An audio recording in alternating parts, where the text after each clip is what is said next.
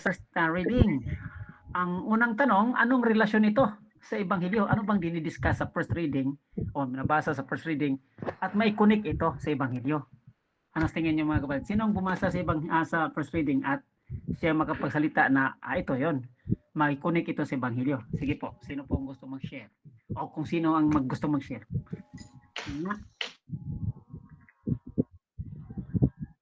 Ang tanong na, ano ang dinidiscuss o binabasa sa first reading na may connect sa Ebanghelyo?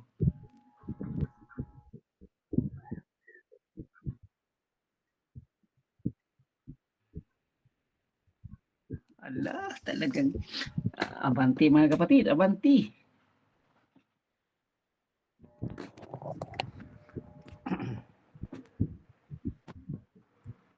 Sino ang gusto magtaas ng kamay, maglabas ng kanyang boses? Wow. Itaas ang kamay, ibaba ang kamay, ilabas ang boses. Sino ang bumasa sa first reading? Tanungin na lang natin anong usapin doon sa first reading. Tapos kung sinong magko-connect sa first reading to gospel, kung mayroon ding sige po, kung kaya, no? Kung kaya i-connect din ito sa gospel.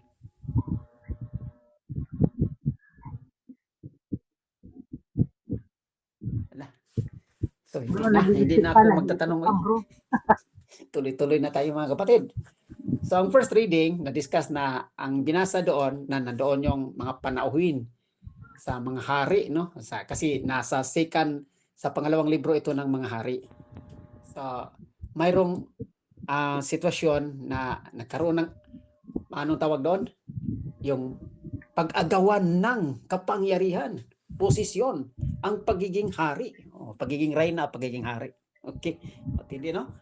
So, sa kasalukuyan, no? Sa nangyari sa first reading, sa kasalukuyan sa atin sa Pilipinas, mayroon bang ganyan? Di ba? So, talagang actual itong nangyari din sa Pilipinas. Actual din nangyari sa mga naggira dito ngayon, no? Sa Iraq. Iraq ba yan? O Iran, para Iran. Nga mga gahaman sa pagkapangyarihan. Gustong itawid, no? Baligtarin ang kapangyarihan, posisyon, mangunguna, maging leader. Di ba po? Talagang itong first reading na ito, actual nangyari sa Pilipinas, mga agawan ng kapangyarihan. Hindi pa nga nakapag-honeymoon, hindi pa nga nakapagtrabaho, hindi man lang anong tawag doon? Hindi man lang binigyang panahon na sige, patrabahuin mo natin yan kahit na isang, dalawa, 3 buwan, no, di ba? Hanggang makita kung gaano ang kakayahan na magiging leader. Inagaw na ang power, di ba po? Okay, dito tayo sa Ebanghelyo, balik tayo sa first reading. Balik muna tayo sa first reading. Anong nangyari sa first reading? Mayroong agawan ng posisyon.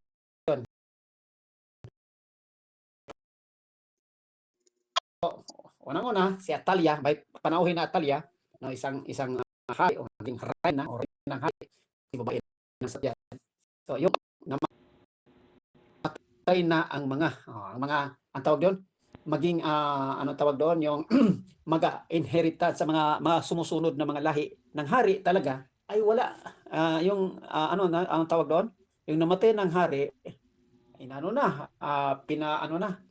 sinusugod na ang lahat ng mga susunod nito para hindi na maging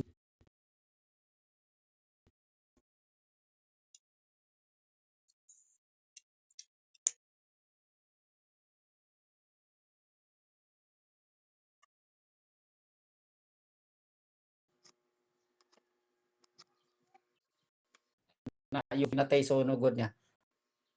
Pinatago. Saan nagtago po? Nagtago sa templo, di ba? Ilang taon niya sa templo nagtago? Tinago sa templo? Hindi, no? Tinago doon 6 na taon. Okay. So kung 6 na taon na tinago yan ng anak mo yan, hindi natin alam kung ilang taon din yan nga mula siyang itinago doon. Kasi after that 6 na taon, ay inihalal ng mga taga roon, lalo ng napangunuhan sa mga pari sa templo. At hinalal nilang hari. Si Atalia ngayon, nang narinig na niya, nagsigawan, nagpistahan. So, hindi na pala siya ang hinalal. So, mayroong agawan talaga.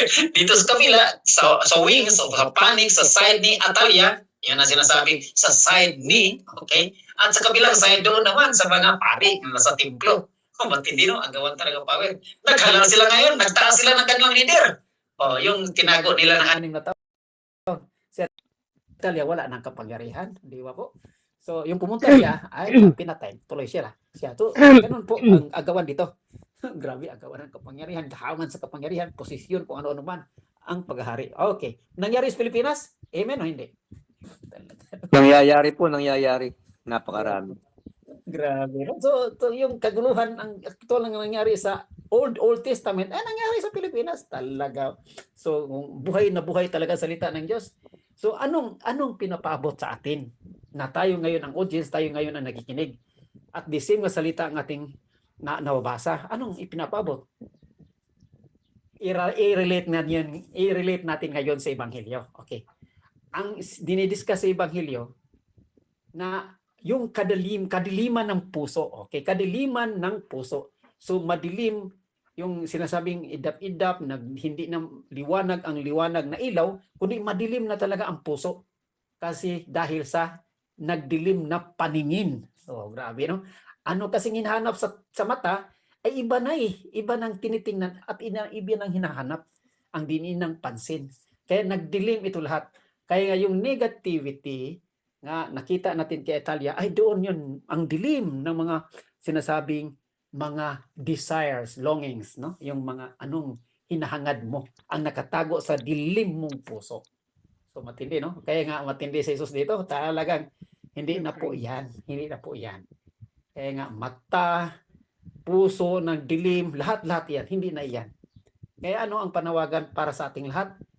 Makakapangyarihan, posisyon, yaman man iyan, talento, kung ano man iyan sa larangan na panglupa lamang at temporal, ay talagang sinabi ni Jesus, hindi na po yan.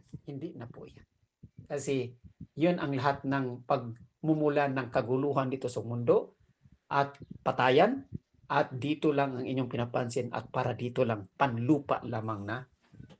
Kasi, la preso ya. La preso si Paco.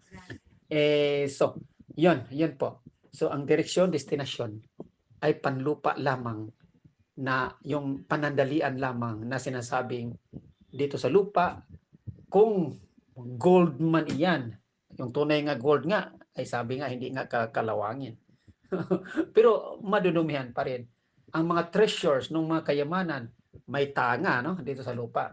Pero tanga na lamang, nagtatangahan na lamang, okay, ang dahil sa nagdidilim na puso, no?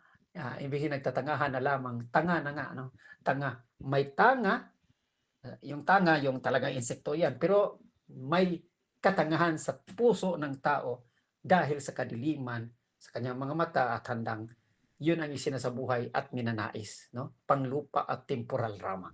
So lahat po ay kabaliktaran naman sa ating nakikinig.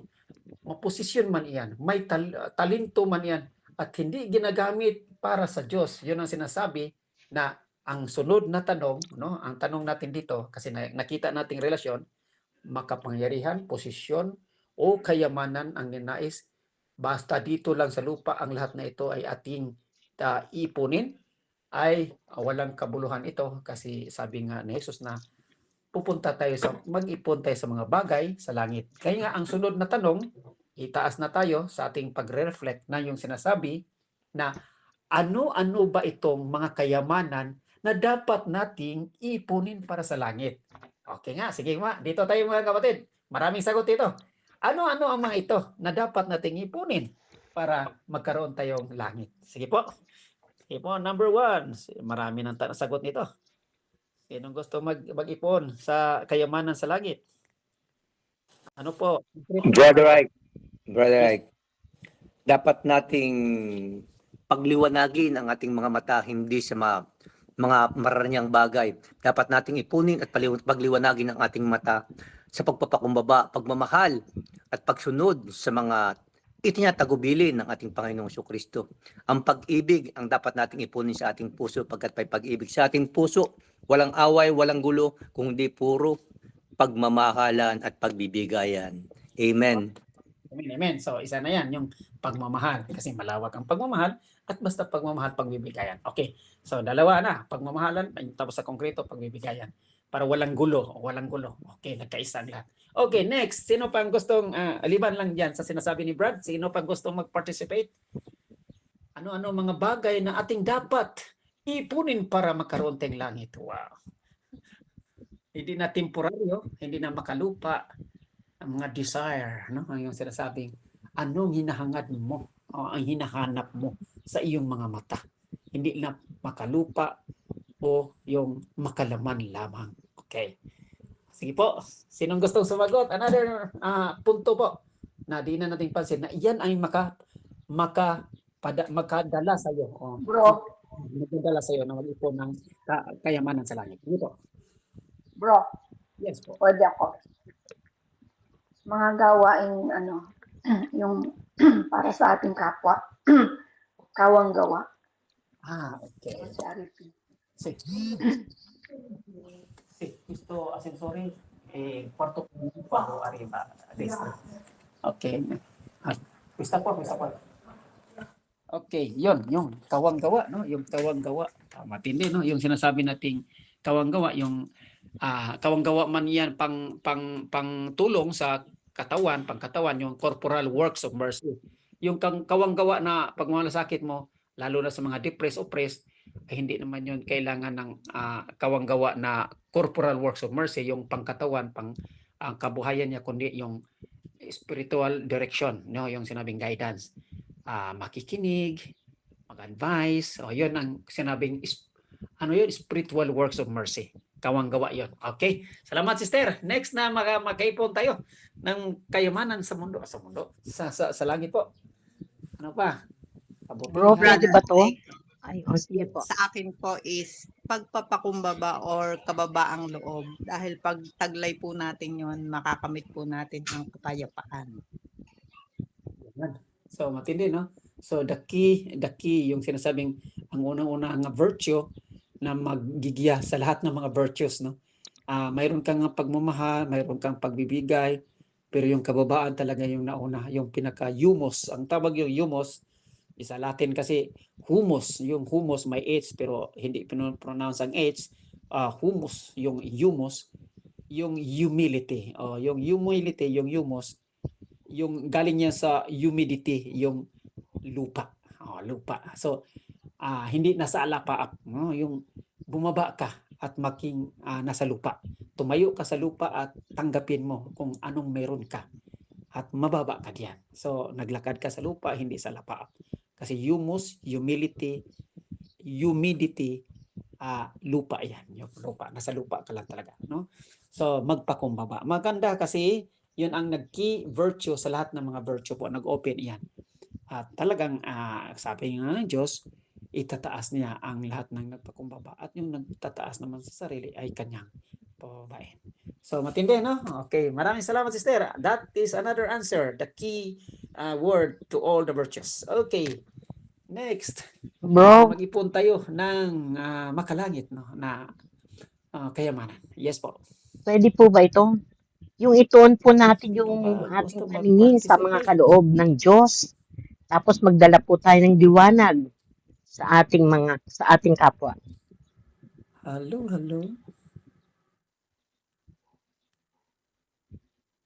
Okay na? Okay na kayo, mga kapatid.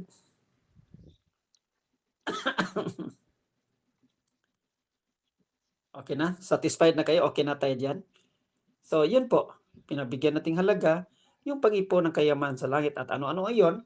So, yung keyword, humility, kawanggawa, corporal yung bodily needs or physical needs or yung spiritual needs, no? Tapos yung kawanggawa yan na yung pag-ibig, pagbibigay, ano pa, yung panalangin, yung nagdadalanginan, nag-intercede sa bawat isa. Importante ito, mga kapatid, no? Yung buhay dalanginan po ay isa na rin kaparaanan iyan na magbigay ng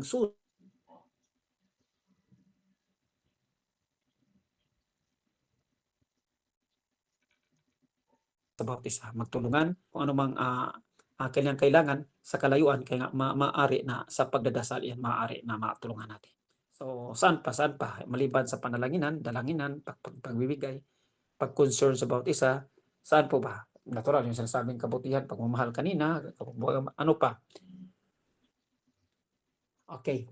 Ito din Bro, ay bro. another. Yes, sir.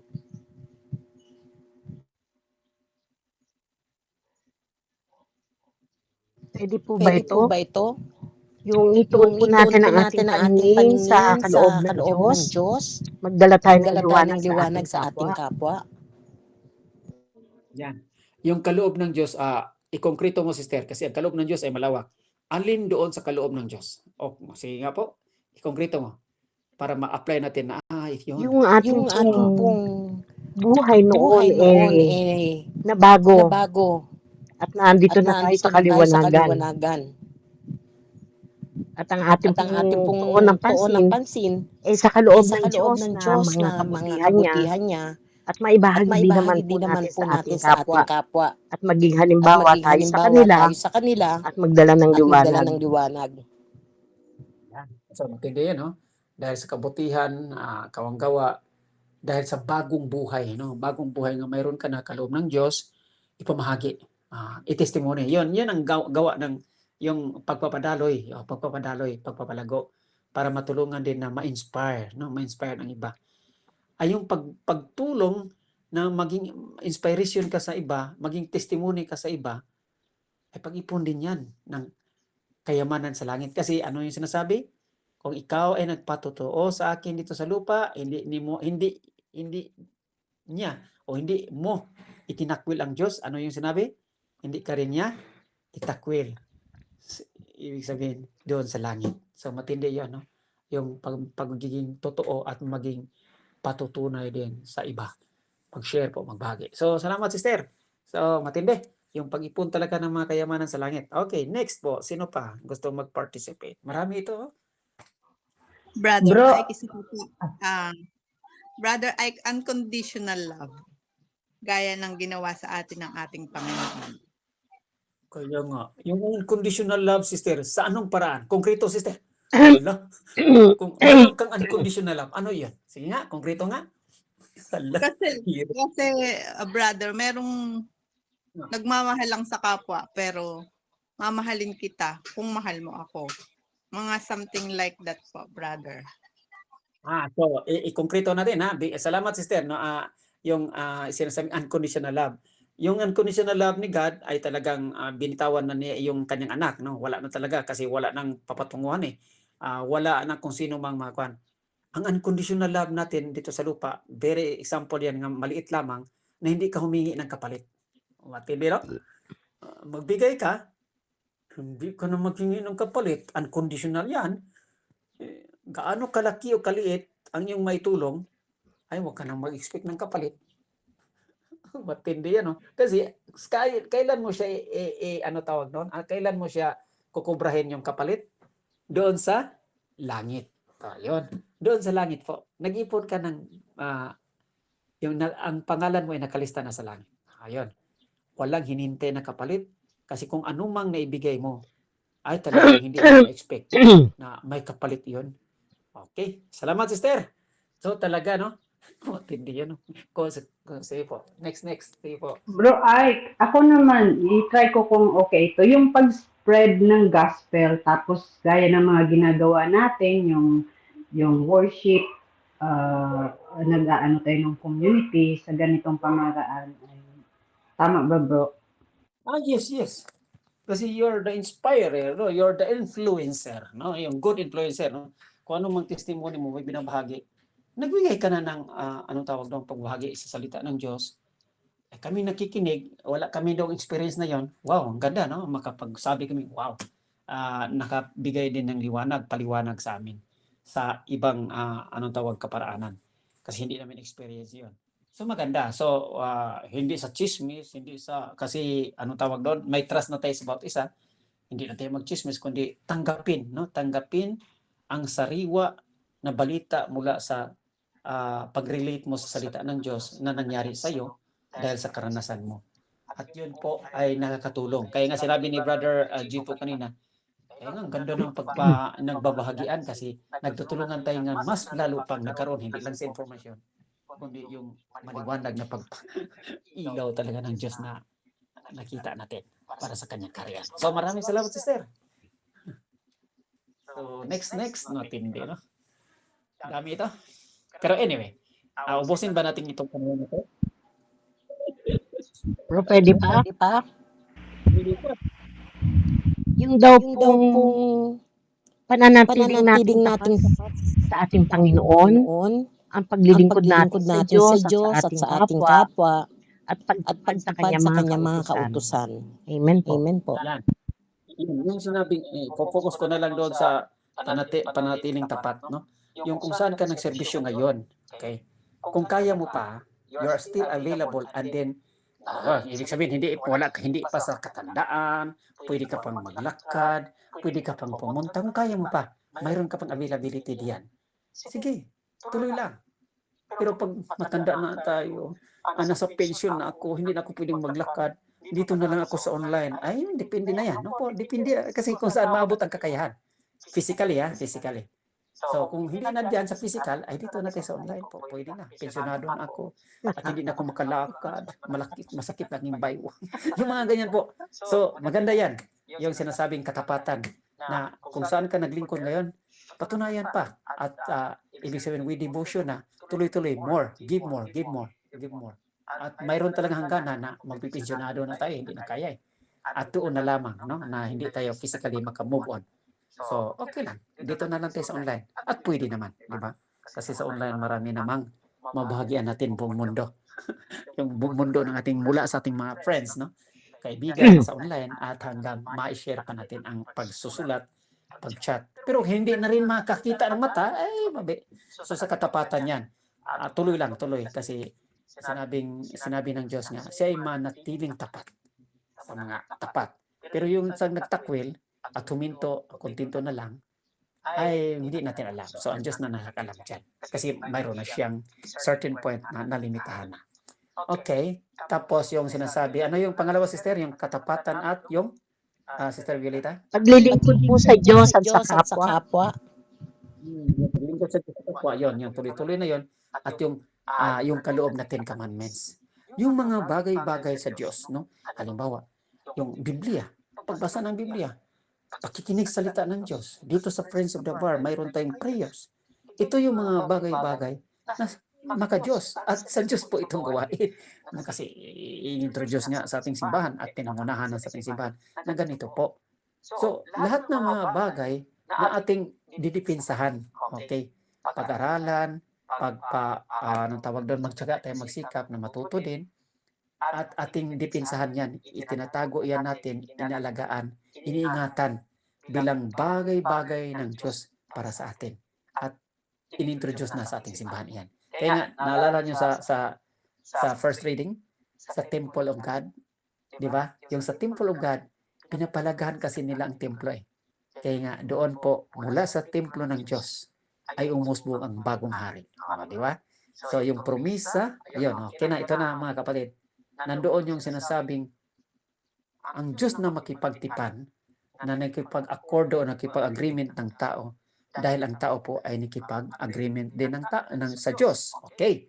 Ngayon, sa agreement, ibig sabihin sa pagka-ayon o yung sinasabing pag-accord mo o pagiging ayon mo sa kalooban ng Diyos, mayroong katapat o katumbas diyan na pangako na uusbong ang bagong hari. No?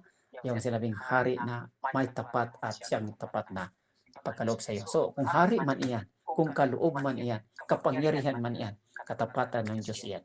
Na sa kanyang tipan, sa iyong pagkikipagtipan sa Diyos, pagkipagrelasyon sa Diyos, palagi kong may kasabay na pangako. Natural mga biyaya, kapangyarihan kung ano naman. So, hanggang sa langit po. So, matindi. So, salamat, sister. Pakipag-ayon. Patirek ako saglit. Hello, klaro ba ako, klaro? Sister Bioli. Yes po. Hindi dahil ako kanina maingay sa bus, kaya ako ngayon lang iingay. Ang aking naisipunin at nahingi ako ng dagdag lagi sa grasya ng Diyos ay yung sa grasya ng Diyos ay makasikap ako na magsikap na pamagitan ng aking salita at pamumuhay ay hindi ako maging sanhi ng pagkakasala at panghihina ng kahit sino man dito sa atin. Ayun, Brother Ike. Matindi din yan. Matindi din yan. Abay, oo. Pag sinasabi ako ng ibang idol, sabi ko na kayang na-idol nila sa akin. Bahala sila. Basta ako, ang mahalaga, hindi ko to. Inispirasyon ko, sabi ko, ano kaya ina-idol ng mga ito sa akin. Tinanong ko silang isa-isa, may kanya-kanyang paliwanag. So, ibig sabihin, nakaka-inspire ito, pero sa kabuuan, yun nga po, Brother Ike, iniiwasan ko talaga na nahingi ako sa Panginoon, di ba? Makwento rin ako, Lord, anong aking sasabihin, kailan ako mananahimik. Dahil, siyempre, Brother Ike, pagkakagaya ko na leader, pag-aasikaso ng ganito, ay talagang iniingatan ko dahil uulitin ko ulit, paulit-ulit, Brother Ike. Iniiwasan ko, lagi ako magiging sanhi ng pagkakasal ng kahit sino at magiging sanhi din ng panghihingi ng pananampalataya ng kahit sino dito sa akin at kahit doon po sa akong ginagalawa ng mga nakakasalunga. Salamat po, Brother Ike. So, okay, maganda. So, yun, pag-ipon ng kayamanan sa langit. So, hindi maging sanhi, no? Yung iskandalo, maging sanhi sa kasi dahil sa kasamaan at naging sumasama na ang loob sa iba at masama pa ang pupuntahan nila dahil sa iyo. So, yung iskandalo ang tawag doon, yung iskandalo man. So, yun, maging influence maging good influence. Okay. Yun, tuloy-tuloy tayo, maging good influence, nice influence sa other people na tayo makahatak pa, okay, maka-invite pa ng iba, di ba? So, ibig So nga, sabihin, Brother, ay kaunti pa lang. Kahit na ako lagi sabi ko dito, nahingi ako ng pera at lakas. Bakit sino bang hindi kailangan ng lakas, di ba? Para makagawa ng mag-work, makatulong sa community. Di ba, bro? Mahalaga yan. At yun nga, yung kahit halimbawa, masaya pa rin ako kahit may mga panalangin walang tugon. Basta ang mahalaga, pinasalamatan ko, Panginoon, sa mga hindi ko naman hinihingi pero ibinigay, katulad ng kapatid ng Friends of the Bar. Hindi ka hiningi ko ito, no. Ang hinihingi ko lagi, idagdag na lakas, tunay yan. Pero ibinigay. So, thank you, Lord. Thank you po, mga kapatid. Yun lang po, Brother. Dami ko agad sabi. Bye-bye. yes, okay, salamat, sister. Next, sino pa ang gusto magpa... Amen, Brother Ike. Amen. Ang alam kong makapagpalapit din sa ating Panginoon, so dapat natin palaging ipunin ang paniniwala natin na iisa lang ang simbahang itinatag ng ating mahal na Panginoong Jesucristo. Kundi ang simbahang Katolika na kahit anong dumating, kahit anong bagyo, iisa lang ang simbahang natin paniniwalaan at iisa lang ang ating papasok at sasambahin na pagdadalanginan natin. Dahil sa rami ng lumalabas ng mga simbahan, kailangan natin magpakatatag ng simbahang Katolika lamang ang tinatag ng ating Panginoong Jesucristo. Amen po. So, amen. So, yung ibig sabihin, yung isang bagay, no? Isang bagay na maka-Diyos at sa Diyos ito galing, na siya ang nagpundar. So, pag ito'y napundar ng Diyos, Panginoong Hesus, tinuturing natin na Diyos, Diyos anak, yes po, pahalagahan natin, bagay ng Diyos yan bagay ni Hesus yan yun ang instrument niya So, pahalagahan natin. At dyan po, pag inalagaan natin ito, iningatan, sa kalubluban natin at sa pagsabuhay, ay matindi ito. Mayroon din katumbas na mga sinasabing pangako ng Diyos. Kaya nga yung pangako ng Diyos hindi lang sa mundong ito, kundi hanggang sa langit po. Ayun ang pag-ipon. Okay? Pangalaga sa mga bagay-bagay na maka-Diyos at sa Diyos talaga galing. Okay? Lalo ng mga sakramento ng simbahan. Lalo ng yung Ten Commandments na doon na, sakramento ng simbahan, kawanggawa, corporal works of mercy, spiritual works of mercy, mga katekismo, Biblia, kung ano pa. Talagang pinahalagahan natin po na umiiral na tayo dito, na panindigan na natin ito sa ating pamamalagi sa Friends of the Bar. So pasalamat tayo sa Diyos. These are also countless blessings na we are drawn to the love of God, and because of this love of God, we are we are continuously shown mercy and blessings, countless blessings from God. So salamat tayo. Salamat tayo sa ating mga active participation sa ating paglingkod dito po sa ating Friends of the Bar. Maraming salamat. Next, sino pa ang gusto magpaabot yan sa boses niya? Brother Ike, pwede po ba yung iwasan ang masasamang gawa at gawin ng mabuti? Maging mapagpatawad tayo at mapagmahal sa kapwa? Yan, yung sinabi na kanina, yung iwasan tapat ng kabutihan. So, pag iwas mo sa mali, huwag kang magtumayo lamang na sakit. Iniwasan ko ng mali, pero wala kang ginawa din kabutihan. Hindi yon. So, mula sa kabilang parte, iniwasan mong mali, iniwanan mo na yan, hindi ka pa rin nga walang gagawin. Gumawa ka rin ng kabutihan kasi hantong ka doon sa kabila eh. Na gumawa ka lang ng kabutihan at aabot ka sa langit. So, yun. At parang yung sinasabing aabot tayo sa langit kasi gumawa natin ng kabutihan. Isa na yun yung sinasabing pagbigay ng kapatawaran. Pagbigay ng kapatawaran po, sinabi natin na this is an obligation. This is an obligation and this is the prerequisite being Christian. Being sumasampalataya tayo sa Diyos po na buhay. Kay Kristo man, sa Ama, at sa Banal na Espiritu. Magbigay tayo ng kapatawaran sa gustong humingi. Kung hindi din humingi, bigyan pa rin. Okay. Imagine humingi ng kapatawaran, bigyan natin. Sigurado na yan. At sa hindi humingi, unahan mo pa rin, bigyan mong kapatawaran. Bakit? Kasi obligasyon natin yan. Kasi obligasyon yan. Hirapan tayo. Kasi kung hindi natin gawin yung obligasyon, kasi panawagan nga ng Diyos, say our Father. Say our Father. Pagdating sa our Father, patawaran nyo kami habang kami nagpapatawad ng kapwa. Pag hindi mo pinapatawad, ay patay. Hindi talaga makumplito ang our Father. Talaga po. So, matindi, no? Prerequisite yan, requirements. Okay. Maraming salamat, sister. Bro. Yes, Pwede magdagdag. Yes po. Overall, sa lahat-lahat ng ito, ang tunay na makakapag talaga sa atin ligtas yung pag makapunta sa langit, yung tunay na pagsunod sa kalooban ng Diyos. Diba? Ano yung kalooban ng Diyos? Makikita natin sa Bible, yung mga utos niya, yung mga makikita natin doon. Yung tunay na pagsunod, kung halimbawa, sinabi ng Diyos Panginoon na huwag tayong magkasala. Yung sa buhay natin talaga na iingatan natin na hindi tayo magkasala. Hindi talaga yung natin ang tama. So, yung in general, overall, yung sinasabing kalooban ng Diyos. So, alin ba o ano ba ang mga konkreto sa kalooban ng Diyos? Yan ang mga bagay-bagay na sinasabi ni Jesus. Pag-follow up sa Ten Commandments, pag-iwas sa kasalanan, at gumawa ng mabuti, at ang lahat pa ng mga kagustuhan ng Diyos, kalooban ng Diyos iyon. Plano ng Diyos, disenyo ng Diyos, na maging anak ka ng Diyos. Pag anak ka, ibig sabihin, hindi ka na maging anak sa Diyos, hindi man anak sa kabila, no? Hindi ka na manatiling anak, hindi lang manatiling tapat na anak ng Diyos for the meantime, temporary lang po temporary lang. So, baliktad agad. Ibig sabihin, bumaling agad sa linya na magsisisi at umangkin sa kasalanan ng amin para maging anak na naman ng Diyos. So, huwag manatili. Kaya nga, matindi yun. Kasi kung hindi natin sa kalooban ng Diyos, pag sinabing, thy will be done on earth as it is in heaven, ay sa akin ang masusunod, ay patay na tayo diyan. So, wala na naman. So, ganito naman, pag sa akin ang masunod, kagustuhan ko, panglupa ang kagustuhan ko, yayaman ako dito, at lahat kakainin ko ito, mag-enjoy na lang ako dito, ay patay na. So, wala po ang Diyos. No?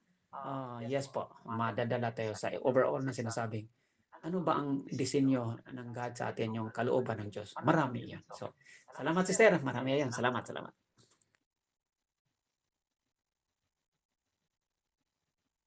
Meron pa po ba? Satisfied na tayo, sister. Ano po? Kasi po, pwede pa po magdagdag, Brother Ike. Hindi po. Kasi po, di ba yung kagaya na nakikita natin mga politiko natin, gano'n, nagkakawang gawa, nagaganon ginagawa nila. Pero, ano bang tawag doon? Liwas sa kanilang tunay na layunin. Yung mga ganun ba? Na gumagawa sila ng mga bagay na akala natin ay mabubuti, gano'n. Pero, pansarili pala. Pakitang tao lang. Pakitang tao lamang, yun lang po. Yun. Kumbaga, nagkakawang gawa, gumagawa ng mabuti, nakikita natin, pero sa mata lamang. Yun po, so matindi, no? Kaya nga yung mayroong ito yung po ang, di ba mayroon tayong NGO, yung non-government organization, yung sa atin dito sa Italiano, non-lucrative, na hindi po sa magitan na magkaroon ng pera, ang organisasyon. Okay, mayroon ng mga ganyan na salihan nyo. Pero sa lahat ng mga salihan ninyong ganon, yung solidarita kasi yun solidarita. Marami ba, may layunin ka ba talaga na ito ay kawanggawa? Kasi kawanggawa din yun solidarity. Kawanggawa din yun ang pupuntahan doon. Ay ito merely performing lang, performance lang, mere performance lang ba ito? Papakitang tao? O ang Diyos po ang nakakalam, kaya nagserbisyo ka sa mga solidarity nito? Ayun. Sa ating gawain sa Friends of the Bar, bakit ka nag-LO? Ano yung mga ganyan? Dahil ma-announce lang ang pangalan, yun po. O hayaan natin pag-announce ng pangalan na yan. At okay, hayaan natin i-announce ng pangalan na yan, kundi mas nakakataas yung nakakita sa yung intention, bakit ka nag-LO? Yun. Bakit tayo nag-outreach program? Bakit pinamove natin ang lahat nating pera, no? O kung ating tulong para sa outreach program. So yung lahat ng pagbabakit, yun, mere performing the duty o obligation kasi ating pinagkasunduan dito.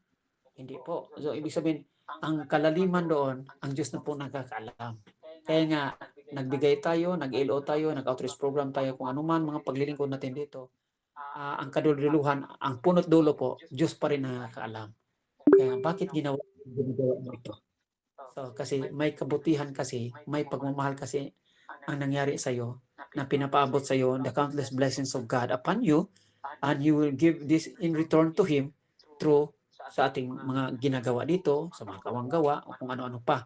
At ipinapaabot natin ito sa langit. So, Diyos po ang nakakaalam more than that. So, hindi talaga natin alam kung ano pa ang more than intention natin dito. Kaya nga, marami lang, kaya nga, sabi nga natin na hindi na, di ba, na-discuss yun noon, na hindi na kailangan ipanaon sa pangalan.